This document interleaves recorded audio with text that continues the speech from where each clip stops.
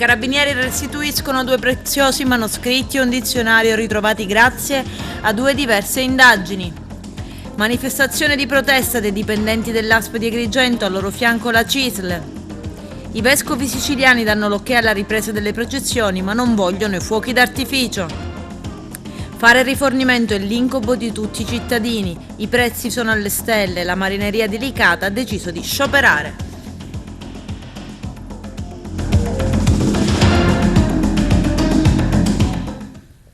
Bentrovati gentili telespettatori al nostro appuntamento con l'informazione. 2 diverse indagini dei carabinieri recuperano e restituiscono alla biblioteca lucchesiana di Agrigento dei beni bibliografici. 2 manoscritti erano stati messi all'asta da un privato e un dizionario era in vendita invece in una libreria catanese. Oggi la cerimonia di consegna. Giovanna Neri. Oggi vengono restituiti alla biblioteca lucchesiana degli importanti volumi che erano stati trafugati. Sì, è una doppia soddisfazione oggi, da un lato quella di restituire questi 5 volumi preziosissimi peraltro alla biblioteca, ma in realtà all'intera comunità, dall'altro una soddisfazione ancora più grande di averli fatti rientrare in Italia. Sono dei volumi probabilmente scomparsi a cavallo delle 2 guerre, tra la prima e la seconda guerra mondiale, in un periodo in cui sicuramente tutelare la biblioteca non è stato una grossa priorità. E oggi questi volumi rientrano nel patrimonio dell'intera collettività, saranno non soltanto restituiti ma resi anche accessibili al pubblico. È una soddisfazione proprio laddove l'arma della gente, oltre a proteggere l'individuo, il singolo, le identità, protegge anche un altro aspetto fondamentale del nostro paese, che è quello della storia. È stata un'attività investigativa congiunta fra noi, l'Arma Territoriale di Agrigento, in particolare la compagnia di Canicattì, con ovviamente l'ausilio della Biblioteca Lucchesiana, che ha permesso appunto di portare in Italia 2 manoscritti molto importanti del 1400 che erano in vendita all'estero in una casa d'asta. Quindi oggi appunto festeggiamo anche appunto il ritorno in Italia e alla Biblioteca Lucchesiana, ma anche ovviamente alla comunità agrigentina di questi 2 manoscritti. Oggi un altro giorno importante per la Biblioteca Lucchesiana. Ecco, il primo pensiero è di gratitudine verso l'Arma dei Carabinieri, il nucleo della tutela del patrimonio culturale, perché ha recuperato 2 preziosissimi manoscritti del 1400, il Sallustio e lo Pseudo Cicerone, e poi 3 volumi del 1700, che vengono a ricostituire l'opera, la biblioteca originaria del vescovo Lucchesi Palli.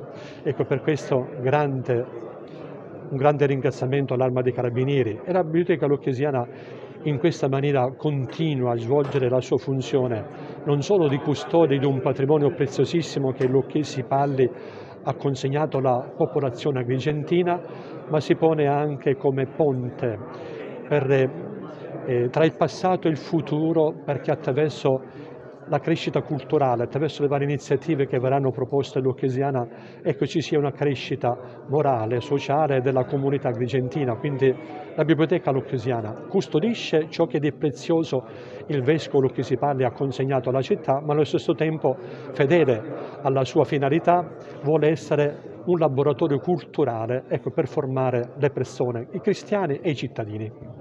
Qual è il valore culturale di questi volumi che oggi tornano dentro la Biblioteca Lucchesiana? Questi volumi hanno un enorme, un inestimabile valore, come d'altronde tutta la collezione bibliografica che Andrea Lucchesi Palli donò nel 1765 alla città e alla comunità agrigentina. Si tratta di preziosissimi esemplari di diversa tipologia bibliografica, perché sono 2 manoscritti pergamenacei antichissimi, tra l'altro di fattura eccezionale. Avrete sicuramente modo di vedere le cornici miniate, ma anche le iniziali miniate decorate con inchiostri colorati e inchiostri in oro, ma altrettanto importante, seppur meno antica, è l'edizione del dizionario, che è un'edizione settecentesca.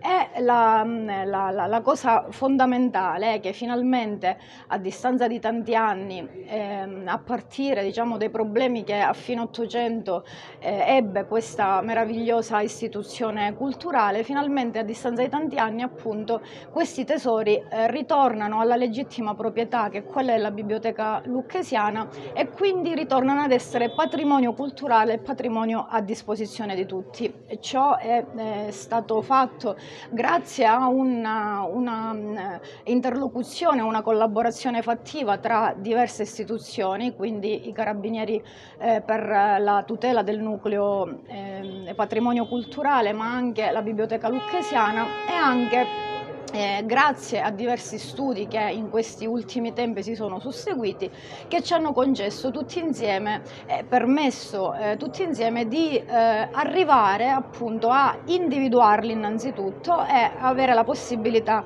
di riportarli a casa.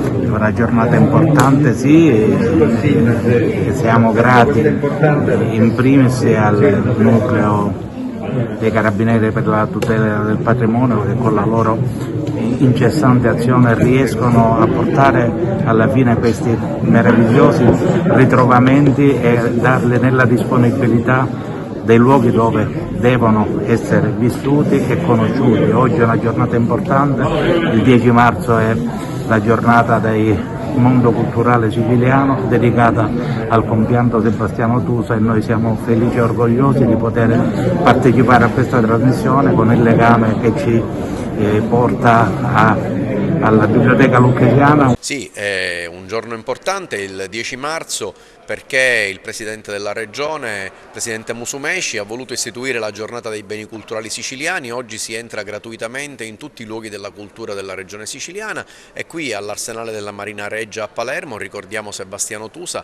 presentando il catalogo della grande mostra che è in corso fino a dicembre, proprio qui all'Arsenale, che è il cuore, il quartier generale della Soprintendenza del Mare, di quell'istituto voluto proprio da Sebastiano Tusa, e lo ricordiamo con i suoi collaboratori, con i suoi amici, con i subacquei, con coloro che lavorarono insieme a lui. Ecco, lo facciamo presentando i frutti del suo lavoro, presentando questa mostra con una pubblicazione importante, e invito tutti a venire a visitare questa importante esposizione. Vedete, Sebastiano Tusa è morto fisicamente, ma ha lasciato un'eredità che appartiene a tutti, appartiene a tutta la Sicilia e a coloro che amano la bellezza e che amano la cultura.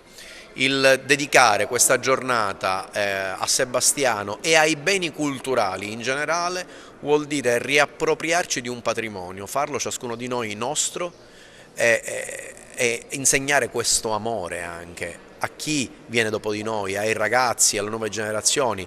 Mi stanno arrivando telefonate da diversi luoghi della cultura in cui ci dicono che sono tanti i ragazzi che questa mattina stanno visitando musei e parchi archeologici. Ecco, questa è la nostra vittoria da siciliani. Cittadini esasperati per il caro carburanti, le dichiarazioni dei cittadini di Montallegro e Cattolica Eraclea, e da Licata le lamentele anche dei pescatori. Vediamo. Rifornirsi all'erogatore 1. Dobbiamo lavorare io, questa naffa da cara come facciamo a lavorare. Noi lunedì ci fermiamo, perché non possiamo lavorare così. Qua si va avanti col gasolo, senza gasolo non si può lavorare, specialmente noi. Così si cammina a piedi, ci vogliono gli asinelli oppure i carrettini. È brutto, brutto, così non va bene. Non va bene per niente. È incredibile, ma non lo so, è una cosa inaudita, cioè tipo tutte queste situazioni di guerra, cose che ci dispiacciono a tutti, però tutto si sta ripercuotendo contro di noi. Ma è incredibile. È possibile, perché sono troppo alti, non conviene nemmeno andare a lavorare. Cioè 2,17 €. Sono problemi, ci sono costi anche per chi deve lavorare, per chi deve spostare, sul costo benzina fa anche dei bilanci familiari, diventa problematico, e ovviamente ci si augura che si possa risolvere in qualsiasi modo. Troppo cara è la nafta, non è troppo cara, la guerra ne sta distruggendo a tutti, ne sta distruggendo. Tra poco di tempo camminiamo con l'asino come una volta. Aumentare tutte le volte, basta. Poi ne vedi il mondo tutto in capo. Gasolio siamo tutti fermi perché non ce la facciamo più andare in mare, che i costi sono troppo elevati. C'è una delegazione a Roma ai nostri colleghi stamattina per parlare della problematica sia gasolio per i giorni restrittivi che hanno messo, per i mari chiusi, che abbiamo anche questo problema dei mari chiusi. E lo Stato non ci aiuta, non fa niente per noi, siamo arrivati proprio al collosso e oggi siamo tutti fermi, dovremmo stare una settimana, vediamo cosa concludiamo a Roma e poi dobbiamo ripartire. Speriamo con una bella notizia di ripartire e uscire di nuovo in mare. Siamo rimasti a terra perché non ce la facciamo più. I costi sono elevatissimi e non possiamo più andare avanti. Si parla già, il gasolio è arrivato a €1 e ancora continua a salire e non si sa come ci va a finire. La cosa è diventata molto pesante. Non possiamo più sostenere i costi perché non ce la facciamo più. Stamani sit-in dei lavoratori dell'ASP di Agrigento, al loro fianco la CISL. Questa mattina il personale ASP della SEUS 118 della CISL FP qui in piazza davanti alla prefettura per chiedere all'azienda sanitaria di rispondere alle tante sollecitazioni fatte in questi anni e che purtroppo non hanno quasi mai trovato soluzione. Sì, siamo qui. Abbiamo in maniera sofferta deciso di, insistere nella nostra mobilitazione attraverso la proclamazione dello stato di agitazione, l'apertura di un tavolo di raffreddamento e la convocazione di questo sit-in di protesta a supporto dello stato di agitazione, appunto per rappresentare quello che da anni ormai stiamo dicendo, cioè a dire che questi lavoratori hanno bisogno delle necessarie risposte di carattere professionale ed economico. Sono anni ormai che attendono il pagamento del salario accessorio, si attende da tempo, ormai da settembre, la pubblicazione delle graduatorie per le progressioni per l'attribuzione delle fasce, non sono ancora state corrisposte una buona parte delle premialità Covid. Ricordiamo che questi lavoratori e questi professionisti hanno con enorme sacrificio garantito la risposta alla richiesta di servizio sanitario del territorio, non tralasciando alcuna forza. E nonostante le richieste e le aperture al confronto non siamo stati neanche convocati, addirittura in una nota l'ASP ha pure detto di rinviare le discussioni a dopo le elezioni RSU, che è una questione che a nostro parere non è buona, perché comunque titolari della contrattazione non sono solo le rappresentanze sindacali unitarie e quindi non c'è la necessità di attenderne il rinnovo, essendo ancora in carica quelle comunque precedenti, quelle vigenti, ma anche le organizzazioni territoriali rappresentative. Allo stesso modo non riusciamo a capire perché nonostante siano trascorsi 2 anni dall'acquisto del tunnel di sanificazione e nonostante un'innumerevole ormai richiesta di chiarimenti fatte sia all'ASP che al management della SEUS 118, compreso il suo RSPP, il dottore Lombardi, come mai appunto questo importante presidio per la sanificazione dei mezzi e delle persone giace a prendere acqua accanto ai locali caldaia del nosocomio agrigentino, del San Giovanni di Dio, e non abbiamo capito per quale motivo in un'emergenza come questa una struttura commissariale non è in grado di mettere appunto in atto una serie di misure anche di carattere straordinario per mettere in moto questo importante presidio. Uno spazio nuovo per gli anziani nel Cammaratese con l'obiettivo di offrire assistenza continua alle fasce d'età che più ne hanno bisogno, un modo diverso di fare assistenza, più accogliente, più attivo e più sostenibile. Stiamo parlando della residenza Magnolia. Il nostro direttore Arturo Cantella. Si chiama Magnolia la nuova casa di residenza per anziani ubicata lungo la strada statale 189 Agrigento-Palermo a Cammarata, un'ampia struttura di circa 1300 metri quadrati coperti con una superficie destinata a parco verde. La residenza offre un servizio di assistenza globale attivo 24 ore su 24, erogando servizi in regime residenziale e semiresidenziale. Può ospitare circa 40 anziani, autosufficienti e non. Al suo interno una specializzata equipe multiprofessionale offre una qualificata assistenza adeguata alle esigenze degli ospiti e delle loro famiglie, un bel esempio di imprenditorialità portata avanti dalla società cooperativa Riva, nonostante il periodo di crisi esistente che stiamo attraversando in preda alla pandemia. È stato un pensiero che si coltivava da tempo e volevamo dare alla terza età la possibilità di continuare a vivere in maniera serena e avendo spazi all'esterno e avendo un'assistenza e dei servizi che li facesse continuare a vivere e a sorridere. È inaugurato il 2 ottobre 2021, noi offriamo un'assistenza H24, offriamo sia servizi alberghieri che servizi sociosanitari, quindi durante il mese della permanenza della persona noi offriamo il servizio di barbiere, di parrucchiera, l'igiene alla persona, l'igiene quindi della struttura dove la persona alloggia, la ristorazione, il podologo, l'estetista, quindi tutto un complesso di cose. Inoltre di recente abbiamo inserito pure la massoterapista con la finesioterapia. E abbiamo tutti gli spazi che ci permettono di fare inoltre anche all'esterno della struttura un insieme di attività tipo la pet therapy, possiamo fare anche ortoterapy, giardinaggio e ogni settimana viene il prete a celebrare messa anche nelle festività.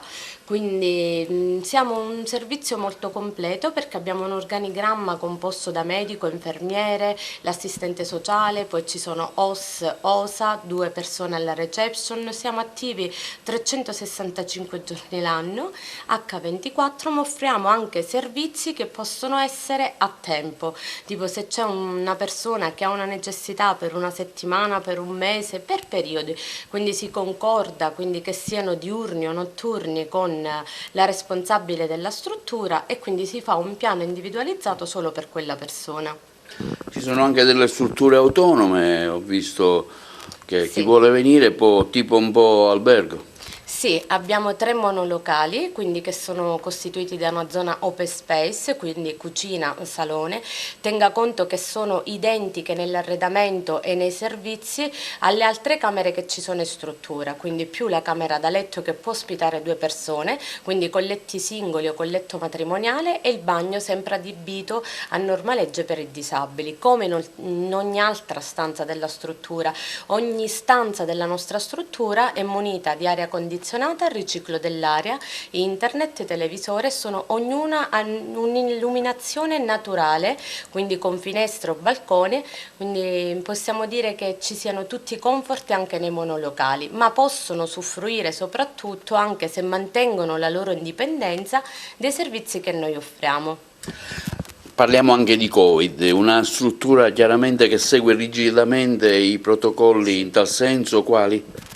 Allora, tenga conto che noi permettiamo ad oggi le visite, quindi dei familiari degli ospiti della nostra struttura, però devono comunque avere il Green Pass rinforzato, muniti di mascherine FFP2, il monitoraggio della temperatura e l'igienizzarsi comunque all'ingresso della struttura. Nella nostra reception ci sono 2 persone quindi che si turnano o di mattino o di sera, noi permettiamo di fare queste visite in un orario controllato e richiediamo semplicemente questo: manteniamo le distanze di sicurezza sia tra l'ospite e il parente sia tra ospite ed altri ospiti, quindi rispettiamo, subito dopo sanifichiamo gli ambienti.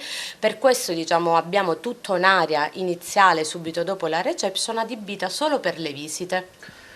Tra l'altro c'è anche un ottimo servizio mensa. Sì. Noi garantiamo 5 pasti al giorno, c'è un cuoco, ovviamente seguito da un nutrizionista che fa una serie di diete sia per età, per sesso e per stagione. E non solo questo, in base alle patologie che l'utente all'ingresso quindi porta con sé, noi facciamo anche un menù sulla base di ciò.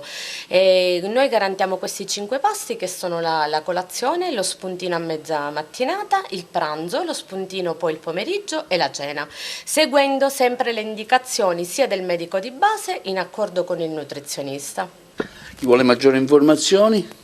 Sì, ci può contattare o presso i nostri recapiti telefonici degli uffici o del cellulare, tutto si può trovare sul nostro sito, quindi la Residenza Magnoli ha un sito che permette di fare anche un tour virtuale per vedere diciamo com'è sia all'ingresso che all'interno di ogni singola stanza. Inoltre si può trovare anche la richiesta di inserimento, quindi chi volesse un preventivo e volesse sapere maggiormente diciamo specificatamente per quel caso del proprio parente può inviarci questa richiesta e noi risponderemo nel breve tempo possibile. I vescovi aprono alle processioni in Sicilia, ma senza fuochi d'artificio. Francesco Milano. I fedeli torneranno a pregare anche riuniti in processione. Il primo appuntamento comune a tutte le chiese è quello legato alla celebrazione della Domenica delle Palme il 10 aprile. Poi a seguire ci sono anche tutti i riti pasquali. Tutto parte da due fattori. Da un lato lo stop allo stato di crisi legato alla pandemia. Il 31 marzo il governo Draghi dovrebbe mettere la parola fine a tutta una serie di restrizioni. Poi una nuova esigenza spirituale legata all'invasione russa in Ucraina, che spinge la Chiesa a voler pregare riunita e compatta in una delle più solenni manifestazioni della fede, la processione. Dopo lo stop causato dal Covid, i vescovi, riunitisi per la sessione primaverile della Conferenza Episcopale Siciliana, hanno deciso di ripartire con le processioni. I porporati hanno comunque chiesto di continuare a mantenere un divieto, no ai fuochi pirotecnici, perché, sottolineano, non si possono sparare i fuochi d'artificio mentre uomini e donne, anziani e bambini sono uccisi dalle bombe. In segno di concreta solidarietà, l'equivalente economico, propongono ancora i vescovi, potrebbe essere donato alle diocesi e riconvertito in aiuti umanitari ai profughi. Ed in attesa che arrivi il 31 marzo e lo stop ufficiale allo stato di emergenza, domani sera alle ore 19 la diocesi agrigentina, con in testa l'arcivescovo Alessandro Damiano, ha organizzato una Via Crucis per l'Ucraina nella Basilica Cattedrale di Agrigento. E sulla ripresa delle processioni interviene Lello Casesa, presidente del Comitato per il recupero delle tradizioni popolari, che commenta: il messaggio dei vescovi è chiarissimo, lavoriamo adesso insieme per recuperare le processioni religiose da Pasqua a San Calogero, nel pieno e profondo rispetto delle regole e delle indicazioni ricevute. Guerra in Ucraina, sulla scalinata del Teatro Massimo di Palermo, un flash mob contro i crimini sulle donne e i bambini. Vediamo.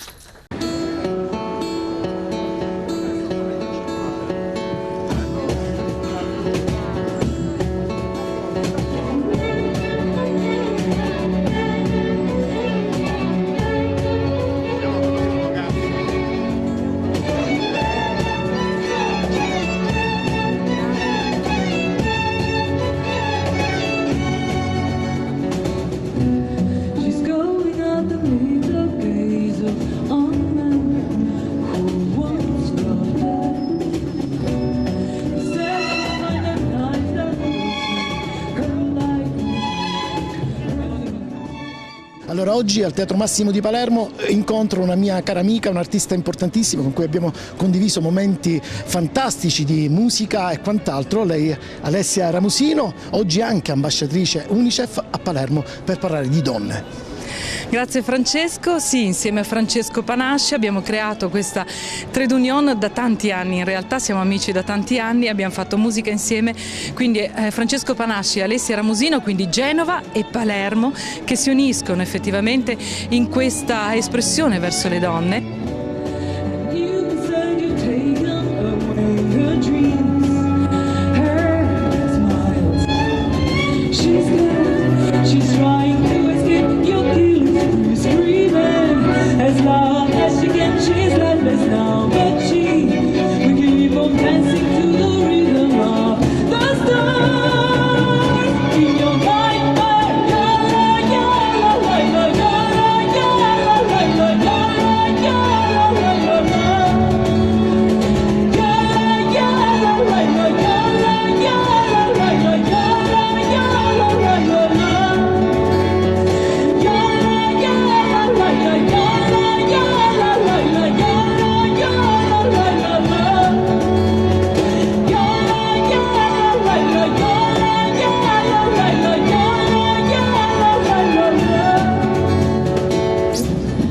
Life is sacred, don't waste it. breathe, listen, learn, think, read, try, sing, laugh, play, run, swing, jump, taste, drink, paint, dance, love, respect and love. Io da Genova sono partita con questo movimento di sensibilizzazione dal titolo 100 donne vestite di rosso e insieme a Unicef lo sto portando nelle più grandi città italiane e anche europee prossimamente. Dicevo appunto, siamo qui oggi al Teatro Massimo, questo prestigiosissimo teatro proprio della musica riconosciuto a livello internazionale, e qui proprio oggi sulla scalinata di questo teatro eseguiremo questo brano dal titolo Yalla, che è un brano composto da me, che lo hanno definito l'inno contro i crimini sulle donne, e oggi lo eseguiremo con le Women Orchestra dirette da Alessandra Pipitone. Le Women Orchestra, Alessandra Pipitone, Francesco Panasci, Alessia Ramusino, eccoci.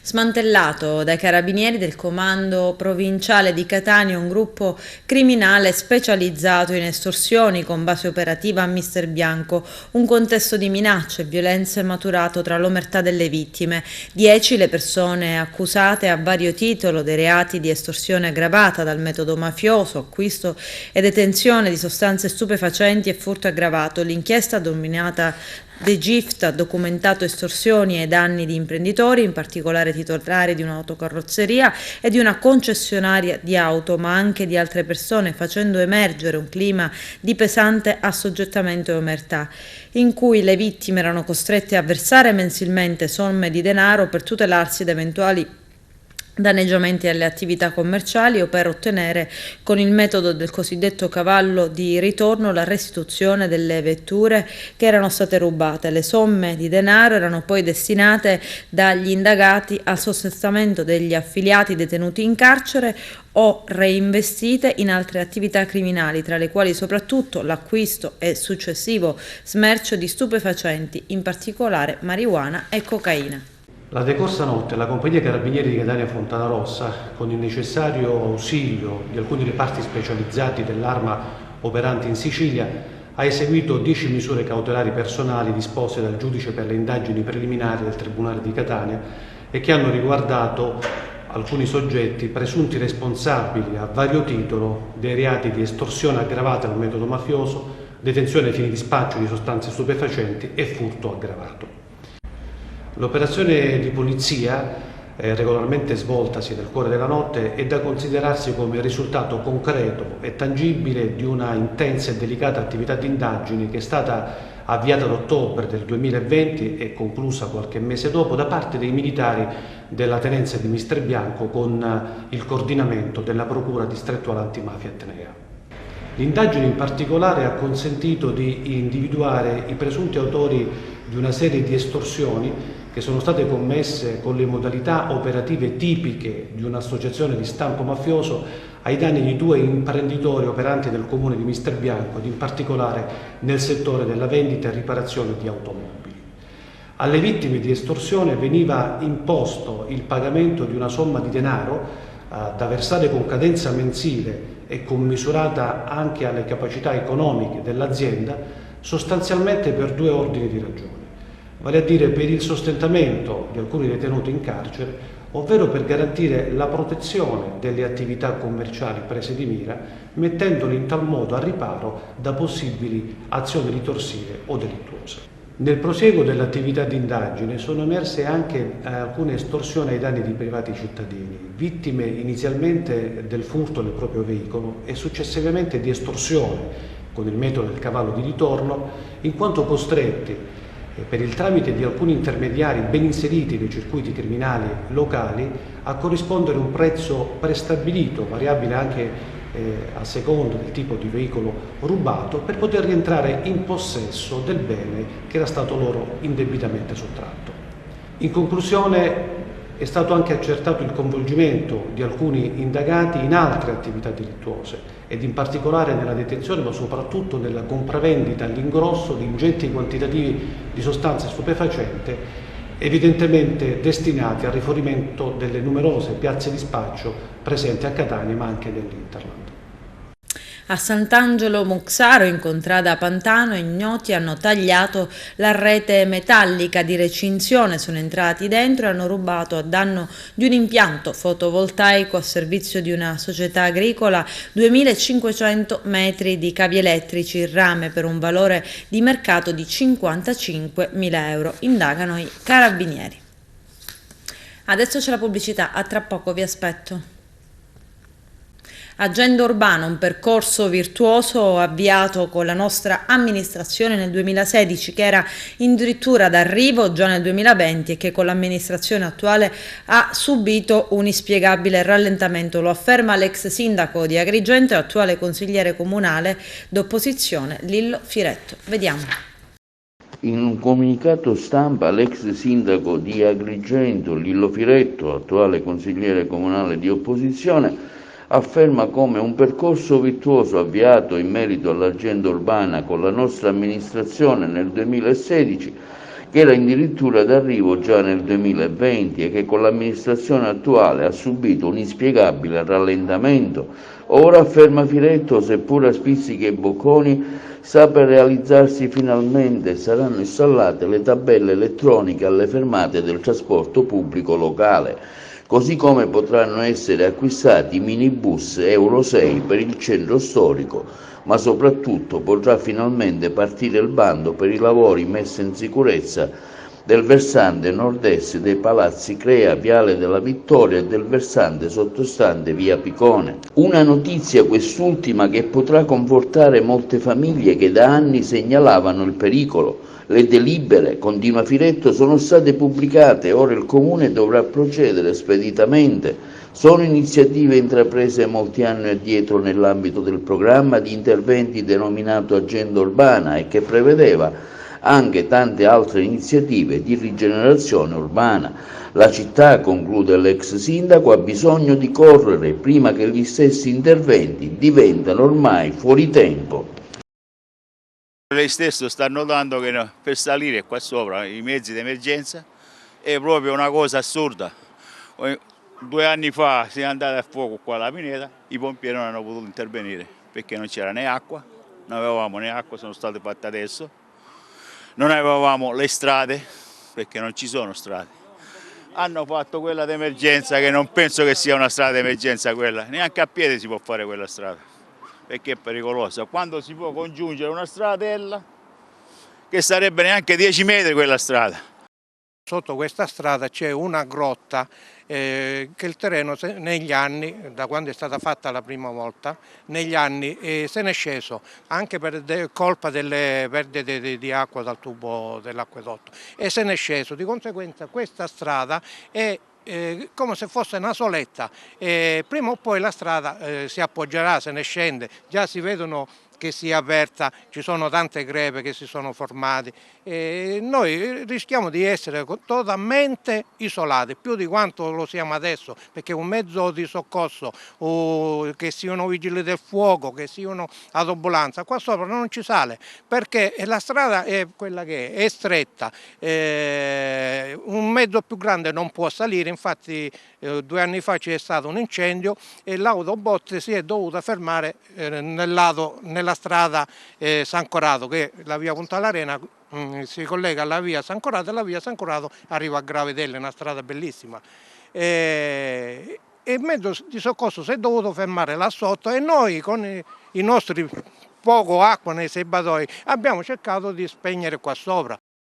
Bisogna allargare le strade così che la gente può parcheggiarsi la macchina e resta abbastanza spazio per fare salire un'ambulanza, perché quello è il problema. Se queste persone che abitano qui hanno bisogno di un'ambulanza sono poveracci, perché mio padre ha dovuto portare mia madre una volta perché l'ambulanza non è voluta salire. La mattina alle 4 di notte lui, poverino, 89 anni, ha dovuto portare mia madre con la macchina fino lì perché l'ambulanza non voleva salire. Ergo, il problema è la strada troppo stretta. Allargate la strada, fatela 1,5 metri, 2 metri più larga, che c'è posto per tutti. Domenica prossima, 13 marzo, la 18ª mezza maratona della Concordia, città di Agrigento. Giovanna Neri. Dottore Calamita, si taglia un traguardo importante, il 18° anno della mezza maratona della Concordia. Quali sono le novità? La novità è intanto che ci siamo. nonostante il periodo di Covid, guerra, purtroppo è guerra, non è una scaramuscia, e noi abbiamo fatto la nostra faremo meglio ancora la nostra piccola parte, cercando di ricordare che siamo per la pace e corriamo per la pace. Questo è quello che vogliamo dire. La nostra gara si chiama Mezza Maratona della Concordia, non è un caso. Ci auguriamo che sia veramente un momento di concordia tra tutti i popoli. Tra l'altro da noi viene gente che viene da tutte le parti. Abbiamo tantissimi atleti del nord Italia e anche pochi atleti che vengono da fuori dell'Italia. La novità di quest'anno semplicissima, abbiamo il ricordo del nostro ex compagno di squadra Giovanni Messina, abbiamo istituito il trofeo Giovanni Messina. Giovanni era uno dei primi maratoneti agrigentini, molti che amano la corsa o che se lo ricordano che correva sempre nelle vie cittadine. Giovanni ormai non c'è più, allora daremo al primo classificato della categoria M60, le categorie vanno ad anni da noi, 60 anni, daremo il trofeo Giovanni Messina. Le altre novità è che noi attraverseremo sempre la Valle dei Templi, questa è ormai una novità che ci dà la possibilità, e ringraziamo l'Ente Parco per l'autorizzazione che ci dà e per essere sempre con noi in questa organizzazione, assieme al Comune, al Lions Club Agrigento Oste, e ricordiamo domenica 13 marzo, strade chiuse, i cittadini sono pregati di lasciare la macchina, farsi una bella passeggiata a piedi. Strade chiuse dove?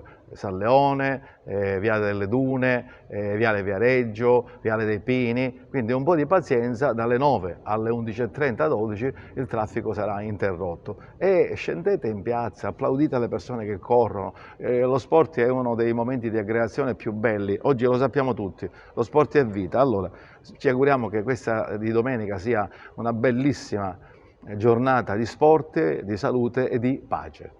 Giuseppe Caramazza, lei è il presidente del Lions Club Ost, il suo club sostiene questa iniziativa, da Agrigento parte un messaggio di pace.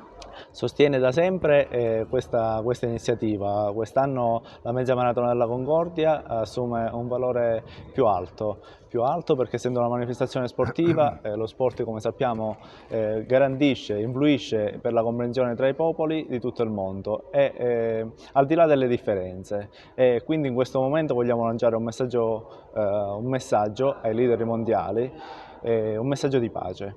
Naturalmente rimane sempre un evento sportivo che garantisce il benessere fisico del singolo individuo, ma per la comunità è un accrescimento del capitale sociale, in quanto è un'occasione di aggregazione, e per gli operatori commerciali, turistici del territorio naturalmente è un'occasione perché promuoviamo come sempre il paesaggio, le ricchezze storiche, culturali. Col passaggio della Via Sacra, diciamo, è un momento molto particolare, il porticciolo di San Leone, il centro turistico naturalmente, e quindi continuiamo in questa direzione. Sono temi a noi Lions molto cari e quest'anno finalmente alla 18ª edizione. Complimenti vanno agli organizzatori, ad Antonio Calamita, socio del Lions Club Agrigento Oste, e al gruppo sportivo Valle dei Templi.